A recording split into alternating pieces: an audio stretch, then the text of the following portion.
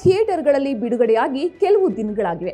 ಆದರೆ ಅದನ್ನ ನೋಡಿದ ಭಾವುಕರ ಮನದಲ್ಲಿ ಮಾತ್ರ ಅದು ಉಂಟು ಮಾಡಿರುವಂತಹ ತಳಮಳ ತಲ್ಲಣಗಳಿಗೆ ಬಿಡುಗಡೆಯೇ ಇಲ್ಲ. ತಂಡವಾಗಿ ಥಿಯೇಟರ್ಗಳಿಗೆ ನುಗ್ಗಿ ಸಿನಿಮಾ ನೋಡಿ ಬರ್ತಾ ಇರುವಂತಹ ಜನರಲ್ಲಿ ಇತಿಹಾಸದಲ್ಲಿ ತಾವು ಇದುವರೆಗೂ ನೋಡಿಯೇ ಇಲ್ಲದ ಪುಟವೊಂದನ್ನ ಬಿಡಿಸಿ ನೋಡಿದ ಭಾವನೆ. ಕೆಲವರ ಕಣ್ಣಲ್ಲಿ ನೀರು, ಬಿಕ್ಕಳಿಕೆ, ಉಕ್ಕಿ ಬರ್ತಾ ಇರೋ ಭಾವನೆಗಳ ಪ್ರವಾಹದ ನಡುವೆ ಮಾತುಗಳಿಗೆ ತಡವರಿಸ್ತಾ ಇದೆ. ಹೌದು, ನಾವು ಮಾತಾಡ್ತಾ ಇರೋದು ಛಾವಾ ಚಿತ್ರದ ಬಗ್ಗೆ. ನೋಡಿ ಬಂದವರು ಛಾವಾ ಸಿನಿಮಾ ಬಗ್ಗೆ ಕೊಡ್ತಾ ಇರುವಂತಹ ರಿವ್ಯೂಸ್ ನೋಡಿದ್ರೆ ಇದು ಇನ್ನೊಂದು ಬ್ಲಾಕ್ ಬಸ್ಟರ್ ಆಗೋದು ಖಚಿತ. ಬಾಕ್ಸ್ ಆಫೀಸ್ ಗಳಿಕೆಯಲ್ಲಿ ದಾಖಲೆ ಮಾಡೋದು ಖಂಡಿತ. ಇಷ್ಟಕ್ಕೂ ಏನಿದೆ ಈ ಛಾವಾ ಫಿಲ್ಮ್ನಲ್ಲಿ, ಬನ್ನಿ ನೋಡೋಣ. ಛಾವಾ ಅಂದ್ರೆ ಸಿಂಹದ ಮರಿ. ನಾವು ಮಹಾರಾಜ ದುಷ್ಯಂತನ ಮಗ ಭರತ ಬಾಲ್ಯದಲ್ಲೇ ಸಿಂಹದ ಜೊತೆ ಭಯವಿಲ್ಲದೆ ಆಟವಾಡ್ತಾ ಇದ್ದ ಎಂಬ ಕಥೆಯನ್ನ ಕೇಳಿದ್ದೀವಿ. ಹುಲಿಯನ್ನ ಎದುರಿಸಿ ನಿಂತ ವಿಜಯನಗರ ಸಾಮ್ರಾಜ್ಯದ ಮೂಲ ಪುರುಷ ಸಳನ ಬಗ್ಗೆಯೂ ಕೇಳಿದ್ದೀವಿ. ಆದ್ರೆ ಛತ್ರಪತಿ ಶಿವಾಜಿ ಎಂಬ ಮಹಾನಾಯಕನ ಮಗ ಸಂಭಾಜಿಯ ಕತೆ ಕೇಳಿದ್ರೆ ನಿಜವಾಗ್ಲೂ ಸಿಂಹದ ಮರಿ ಇದು ಅಂತ ನೀವು ಒಪ್ಕೋತೀರಾ. ಶಿವಾಜಿ ಸಿಂಹ ಆದ್ರೆ ಸಂಭಾಜಿ ಮರಿಸಿಂಹ. 17ನೇ ಶತಮಾನದಲ್ಲಿ ಇಲ್ಲಿನ ರಾಜರನ್ನೆಲ್ಲ ನಿರ್ನಾಮ ಮಾಡಿ ದೊಡ್ಡ ಸಾಮ್ರಾಜ್ಯವನ್ನ ಭಾರತದಲ್ಲಿ ಕಟ್ಟಿ ಇನ್ನಷ್ಟು ಮತ್ತಷ್ಟು ದಕ್ಷಿಣದತ್ತ ಚಾಚುತ್ತಾ ಇದ್ದ ಮೊಘಲ್ ಸಾಮ್ರಾಜ್ಯಕ್ಕೆ ಸಿಂಹದಂತೆ ಎದುರಾದ ವೀರನೇ ಈ ಸಂಭಾಜಿ. ಇವನ ಕಥೆ ಮೈ ನವಿರೇಳಿಸುವ ಥರ ಇದೆ. ಹೀಗಾಗಿಯೇ ಈ ಸಿನಿಮಾ ನೋಡುಗರನ್ನ ತನ್ನ ಕಡೆ ಸೆಳಿತಾ ಇದೆ. ಇದು ಮೊಘಲ್ ದೊರೆಗಳ ದೌರ್ಜನ್ಯದ ಕಥೆ. ಈ ಸಿನಿಮಾ ನೋಡುಗರನ್ನ ಇತಿಹಾಸದ ಕಾಲಗರ್ಭಕ್ಕೆ ಒಯ್ಯುವಂತಿದೆ.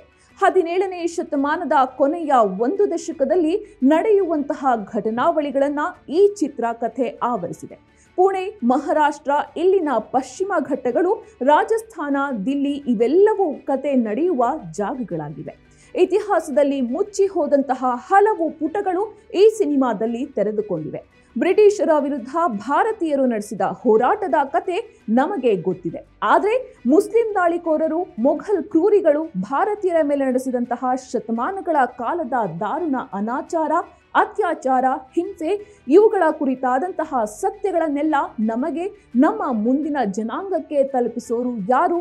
ನಮ್ಮ ಪಠ್ಯ ಪುಸ್ತಕಗಳಲ್ಲಿ ಇವುಗಳನ್ನೆಲ್ಲ ಹೇಳಿಕೊಡೋದೇ ಇಲ್ಲ. ಔರಂಗಜೇಬ ಅನ್ಯಧರ್ಮ ಸಹಿಷ್ಣುವಾಗಿದ್ದ ಎಂಬ ಸುಳ್ಳನ್ನೇ ನಮಗೆ ಪಠ್ಯ ಪುಸ್ತಕಗಳ ಮೂಲಕ ಮತ್ತೆ ಮತ್ತೆ ತುರುಕುತ್ತಾ ಇರೋ ಈ ಸಮಯದಲ್ಲಿ ಅವನು ಎಂಥ ಕ್ರೂರಿಯಾಗಿದ್ದ, ಎಷ್ಟು ಮತಾಂಧ ಆಗಿದ್ದ ಅನ್ನೋದನ್ನ ನಮ್ಮೆಲ್ಲರ ಕಣ್ತೆರೆಯೋ ಹಾಗೆ ಈ ಸಿನಿಮಾ ಹೇಳುತ್ತೆ. ದೇಶಭಕ್ತಿಯ ಸಿನಿಮಾಗೆ ಮತ್ತೊಂದು ಸೇರ್ಪಡೆ. ಇತ್ತೀಚೆಗೆ ಬಾಲಿವುಡ್ನಲ್ಲಿ ಹೆಚ್ಚಾಗಿ ಬರ್ತಾ ಇರೋ ಇತಿಹಾಸದ ನೈಜ ವಿಷಯಗಳನ್ನ ಇದ್ದ ಹಾಗೆ ತಿಳಿಸೋ ಫಿಲ್ಮ್ಗಳು, ದೇಶಭಕ್ತಿಯನ್ನ ಉದ್ದೇಪಿಸುವಂತಹ ಫಿಲ್ಮ್ಗಳ ಸಾಲಿಗೆ ಛಾವಾ ಹೊಸ ಸೇರ್ಪಡೆ. ಬಾಲಿವುಡ್ ಇಷ್ಟು ವರ್ಷಗಳ ಕಾಲ ನಮ್ಮ ಕಣ್ಣಿಗೆ ಮೋಸದ ಪರದೆಯನ್ನ ಹೊದಿಸಿತ್ತು. ಆ ಪರದೆಯನ್ನ ಸರಿಸುವ ಕಾರ್ಯ ಪದ್ಮಾವತಿ, ಸಾವರ್ಕರ್, ರಾಜಾಕಾರ್, ಕಾಶ್ಮೀರ್ ಫೈಲ್ಸ್, ಕೇರಳ ಫೈಲ್ಸ್, ಸಾಬರ್ಮತಿ ಮತ್ತು ಈಗ ಛಾವಾ ಮುಂತಾದ ಸಿನಿಮಾಗಳಿಂದ ಆಗ್ತಾ ಇದೆ. ಅಷ್ಟಕ್ಕೂ ಈ ಸಿನಿಮಾದಲ್ಲಿ ಏನಿದೆ? ಇದರಲ್ಲಿ ತೋರಿಸಿರೋ ಕಥೆ ಏನು? ಶಿವಾಜಿಯ ಮಗ ಸಂಭಾಜಿಯ ಸಾಹಸದ ಕತೆ. ಛತ್ರಪತಿ ಶಿವಾಜಿ ಕತೆ ನಿಮ್ಗೆ ಗೊತ್ತೇ ಇದೆ. ಆದ್ರೆ ಶಿವಾಜಿ ಮರಾಠ ಸಾಮ್ರಾಜ್ಯವನ್ನ ಸ್ಥಾಪಿಸುವ ಕಾಲಕ್ಕೆ ಆತನ ಸುತ್ತಮುತ್ತಲೂ ಉತ್ತರದಲ್ಲಿ ಮೊಘಲರು, ದಕ್ಷಿಣದಲ್ಲಿ ಕುತುಬ್ ಶಾಹಿ, ನಿಜಾಮ ಶಾಹಿ, ಆದಿಲ್ ಶಾಹಿ ಎಂಬ ಮುಸ್ಲಿಂ ಸಾಮ್ರಾಜ್ಯಗಳು ಗಟ್ಟಿಯಾಗಿ ಬೇರೂರಿ ಬಿಟ್ಟಿದ್ವು.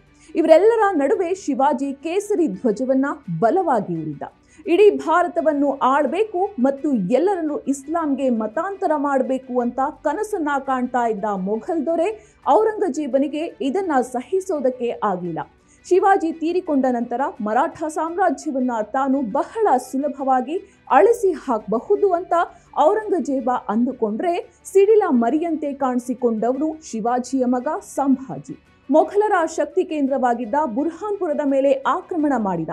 ಸುಮಾರು 9 ವರ್ಷಗಳ ಕಾಲ ಮೊಘಲರಿಗೂ ದಕ್ಷಿಣ ಭಾರತಕ್ಕೂ ನಡುವೆ ತಡೆಗೋಡೆಯಂತೆ ನಿಂತುಬಿಟ್ಟ. ಕೊನೆಗೂ ಸಂಭಾಜಿಯನ್ನು ಮೋಸದಿಂದ ಸೆರೆ ಹಿಡಿದ ಔರಂಗಜೇಬ ಆತನನ್ನು ಅತ್ಯಂತ ಅಮಾನುಷವಾದ ಚಿತ್ರಹಿಂಸೆಗಳಿಗೆ ಗುರಿಪಡಿಸಿ ಭೀಕರವಾಗಿ ಕೊಂದು ಹಾಕ್ತ.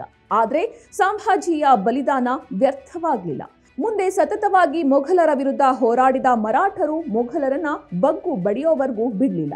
ಇಂಥ ಮಹಾವೀರ ಸಂಭಾಜಿಯ ಜೀವನದ ಕೊನೆಯ ವರ್ಷಗಳನ್ನು ನಮ್ಮ ಮುಂದೆ ವರ್ಣರಂಜಿತವಾಗಿ ಕಟ್ಟಿಕೊಡುವ ಈ ಸಿನಿಮಾ ನಮ್ಮ ಸ್ವಾಭಿಮಾನ, ರಾಷ್ಟ್ರ ಪ್ರೀತಿಗಳನ್ನ ಬಡಿದೆಬ್ಬಿಸುತ್ತೆ ಎಂಬ ಕಾರಣಕ್ಕಾದ್ರೂ ನಾವು ಅದನ್ನ ನೋಡಲೇಬೇಕು.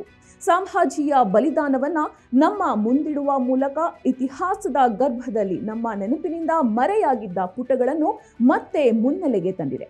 ಸಿನಿಮಾದ ಪಾತ್ರವರ್ಗ ಕೂಡ ಈ ಸಿನಿಮಾದ ಸನ್ನಿವೇಶಗಳಿಗೆ, ಕತೆಗೆ, ಅದರಲ್ಲಿರೋ ಪಾತ್ರಗಳ ವ್ಯಕ್ತಿತ್ವಕ್ಕೆ ನ್ಯಾಯ ಸಲ್ಲಿಸಿದೆ. ಅದ್ಭುತ ನಟನೆಯಿಂದ ಮನಗೆಲ್ಲುವ ವಿಕ್ಕಿ ಕೌಶಲ್.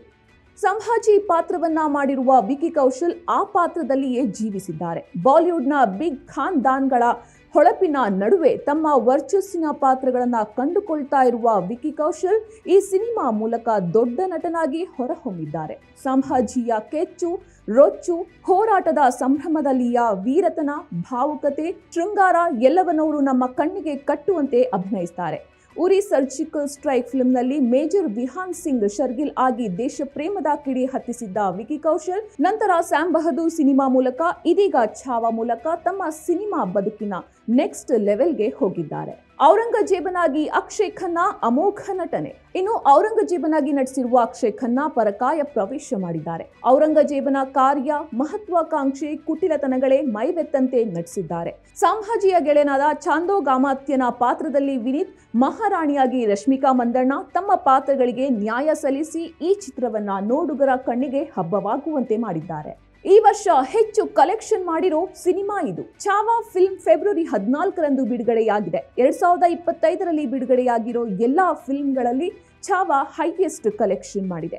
ಕೇವಲ 4 ದಿನಗಳಲ್ಲಿ 166 ಕೋಟಿ ರೂಪಾಯಿಗೂ ಅಧಿಕ ಕಲೆಕ್ಷನ್ ಮಾಡಿರೋ ಛಾವಾ ದಿನದಿಂದ ದಿನಕ್ಕೆ ಮೌತ್ ಪಬ್ಲಿಸಿಟಿ ಮೂಲಕ ಜನಪ್ರಿಯತೆ ಹೆಚ್ಚಿಸಿಕೊಳ್ತಾ ಸಾಗ್ತಾ ಇದೆ. ಈ ಸಿನಿಮಾ ಈ ವರ್ಷ ಬಿಗ್ಗೆಸ್ಟ್ ಹಿಟ್ ಆಗಬಹುದು ಅಂತ ಅಂದಾಜಿಸಲಾಗಿದೆ. ಒಂದ್ಸಲ ನೋಡಿ ಬಂದವರು ಇನ್ನೊಂದ್ಸಲ ನೋಡೋಕೆ ಹೋಗ್ತಿದ್ದಾರೆ. ಸಿನಿಮಾ ಚೆನ್ನಾಗಿದೆ ನೋಡಿ ಅಂತ ಅಕ್ಕಪಕ್ಕದವ್ರಿಗೂ ಹೇಳ್ತಿದ್ದಾರೆ ಅಂದ್ರೆ ಅದು ಆ ಸಿನಿಮಾದ ಭಾರಿ ಸಕ್ಸಸ್ ಅಂತಲೇ ಹೇಳಬಹುದು. ಸಿಂಹದ ಮರಿ ಗರ್ಜಿಸ್ತಾ ಇದೆ, OTTಗೆ ಬರ್ಲಿ ಅಂತ ಕಾಯ್ಬೇಡಿ. ನೀವು ಕೂಡ ಥಿಯೇಟರ್ನ ದೊಡ್ಡ ಪರದೆಯಲ್ಲೇ ಈ ಸಿಂಹದ ಆರ್ಭಟವನ್ನ ಕಣ್ತುಂಬಿಕೊಳ್ಳಿ. ಹರ್ ಹರ್ ಮಹಾದೇವ್.